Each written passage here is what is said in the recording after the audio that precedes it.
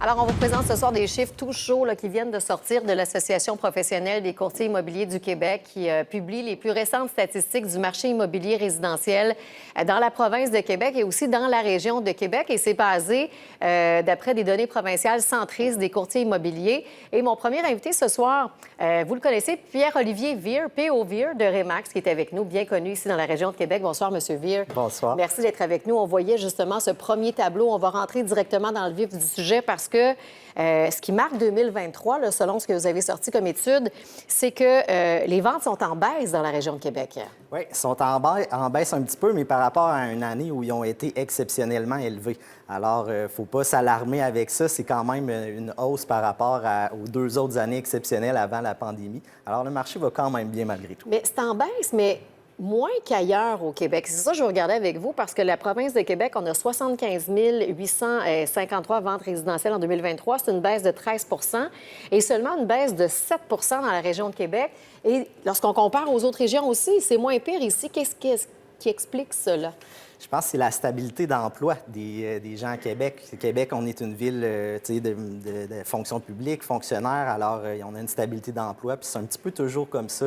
Québec, c'est le mouton noir dans l'immobilier, alors on a une stabilité, puis les prix qui augmentent un petit peu moins rapidement que les autres marchés qui fluctuent un petit peu moins. Alors c'est ce qui explique ça présentement. Alors donc, une baisse quand même de 7 les taux d'intérêt, les taux hypothécaires. Mais par contre, ce qu'on constate, c'est que le prix médian a augmenté, lui, de 3 Le prix augmente quand même. On va voir le deuxième tableau.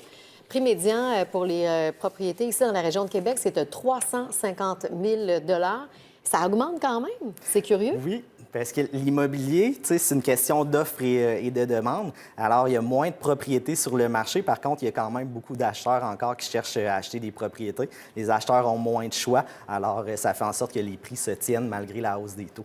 OK. Donc, moins de produits sur le marché.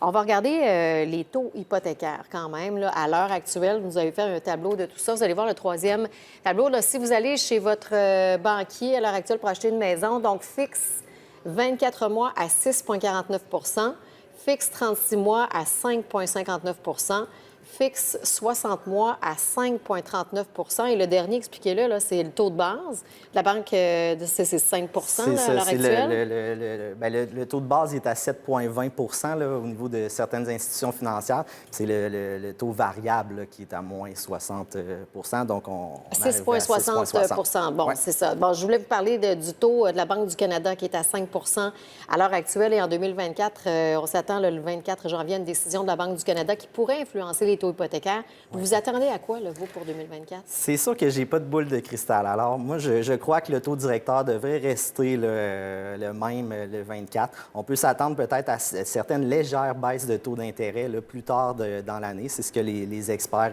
prédisent. Mais encore là, bien, on ne peut pas le savoir d'avance. Mais on voit qu'il y a quand même encore un bon engouement dans le marché immobilier. Le marché de luxe, c'est plus au ralenti à cause que les gens qui ont de l'argent savent que leur argent valent beaucoup d'argent à cause de la hausse des taux. Puis les vendeurs qui ont des sous, bien, ils ne vendent pas à tout prix. Alors, ça crée un marché plus au neutre dans le marché de luxe. Par contre, les gens dans un marché de 500-600 000, les gens vendent à cause qu'il y a un impact au niveau des taux, puis ils achètent moins cher, ce qui crée une pression dans le marché d'entrée de gamme. Puis on voit encore beaucoup de surenchères dans le marché de 350-400 000. Ah oui, de la surenchère. Puis là, est-ce que la stratégie, c'est... parce qu'à un moment donné, c'était ça, là, de mettre pas le prix trop élevé pour attirer les gens à venir dans la propriété, puis après ça, ils se battent entre eux autres pour avoir... là, la surenchère part en vrille. Ouais. Est-ce que vous faites encore ça? On fait plus ça, puis c'était pas une stratégie vraiment, parce que c'est le marché qui allait plus vite. Les prix augmentaient tellement rapidement que quand on fixait le prix d'une propriété, bien, rapidement, il y avait tellement d'engouement que ça valait plus cher qu'il y a très pas longtemps. Mais maintenant, on fixe le prix à valeur réelle, puis il y a encore beaucoup d'engouement. Quels sont les secteurs où est-ce que c'est très en demande à l'heure actuelle dans la région de Québec? C'est surprenant. Avec la pandémie puis le télétravail, la périphérie nord de la région de Québec avait connu un grand engouement. Il y a un petit ralentissement à Lac-Beauport, Stoneham, Sainte-Brigitte. Les gens se rapprochent plus du centre-ville. Des quartiers comme Charlebourg, Ancienne-Lorette, Beauport, qui ont des prix médians plus aux alentours de 300-350 000, un marché plus abordable et très en demande présentement. Bon, une personne, par exemple, qui vend sa maison à l'heure actuelle, est-ce que vous allez lui dire rachète tout de suite ou va-t'en dans le locatif pendant un certain temps pour voir que ça stabilise un peu le marché? quels seraient les conseils que vous pourriez donner? C'est une bonne question. C'est sûr que, tu sais, dans l'immobilier, le plus tôt on achète, le mieux c'est. Mais le marché locatif est très dispendieux présentement. Il y a vraiment un manque d'habitation à Québec. Puis c'est ce qui fait en sorte que les prix se tiennent autant dans le marché de la vente que dans le marché locatif. Alors c'est sûr que quelqu'un qui va dans le locatif, c'est pas rare de payer des montants de 2000, 2500 par mois. Alors le calcul se fait rapidement que des fois, c'est le fun d'être propriétaire. En gros, là, 2024, ça part en Lyon à l'heure actuelle. Est-ce que vous avez beaucoup d'ouvrages? Oui, présentement là, on met des propriétés sur le marché, puis des propriétés, là, 300 400 000, là, c'est pas rare qu'on a 10-15 visites la première semaine. Là, en ce moment, il y a des surenchères. Déjà, là, tout de suite après Noël, comme ça. Merci beaucoup. Bonne année 2024. Bonne année. Merci d'avoir été des nôtres. Ça fait plaisir. Au revoir. Au revoir.